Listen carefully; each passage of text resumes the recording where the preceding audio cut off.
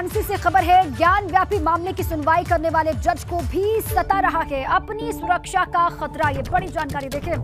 ज्ञान व्यापी मामले की सुनवाई करने वाले जज को अपनी सुरक्षा का खतरा सता रहा है। ज्ञान व्यापी मस्जिद पर फैसला देने वाले जज ने कहा है कि साधारण से मामले को असाधारण बनाकर डर का माहौल बना दिया गया है और मेरे परिवार को मेरी चिंता होती है और मुझे परिवार की चिंता लगातार बनी रहती है। अब ये जो बातें कही गई है जज साहब की तरफ से, अपने आप में ये मसला कितना गंभीर हो जाता है। समझिए, सुरक्षा उनकी बढ़ाई जाएगी या फिर नहीं, इसको लेकर भी लगातार नजर है। ये बड़ी खबर इस वक्त की।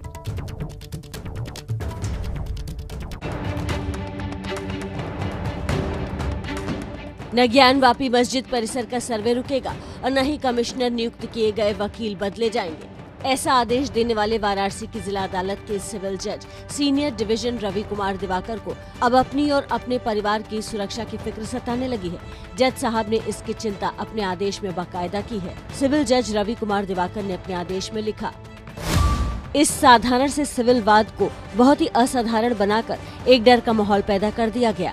डर इतना कि मेरे परिवार को बराबर मेरी और मुझे अपने परिवार की सुरक्षा चिंता बनी रहती है। घर से बाहर होने पर बार बार पत्नी द्वारा सुरक्षा के प्रति चिंता व्यक्त की जाती है। ज्ञान वापी मस्जिद परिसर की वीडियोग्राफी को लेकर फैसला सुनाने वाले जज ने अपने परिजनों की ओर से जताई जा रही चिंता का विस्तार से जिक्र किया है। कल लखनऊ में माताजी ने भी बातचीत के दौरान मेरी सुरक्षा को लेकर चिंता व्यक्त की और मीडिया द्वारा प्राप्त खबरों से उन्हें ये जानकारी हुई कि शायद मैं कमिश्नर के रूप में मौके पर जा रहा हूं और मेरी माताजी द्वारा मुझे मना किया गया कि मैं मौके पर कमीशन पर न जाऊं क्योंकि इससे मेरी सुरक्षा को खतरा हो सकता है। आपको याद होगा कि पिछले हफ्ते ज्ञान वापी मस्जिद परिसर के सर्वे का मुस्लिम पक्ष ने विरोध किया था। उसके बाद माहौल तनावपूर्ण बन गया, लेकिन वाराणसी की कोर्ट ने सर्वे जारी रखने का फरमान दिया है।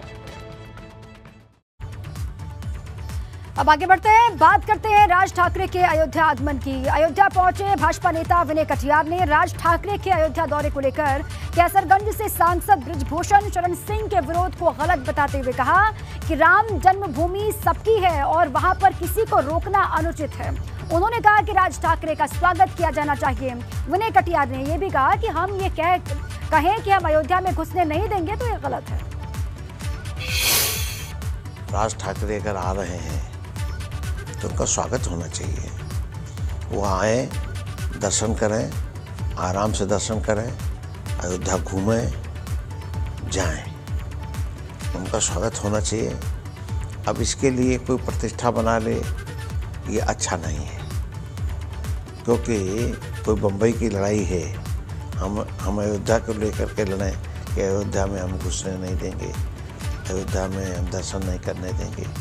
तो हमने तो राम मंदिर सबके लिए बनवाने की बात कही है ना, तो वो हमें झक मार के आ तो रहे हैं कम से कम, तो ये काम तो कर रहे हैं, तो हमें दर्शन करें, उनका स्वागत करना चाहिए।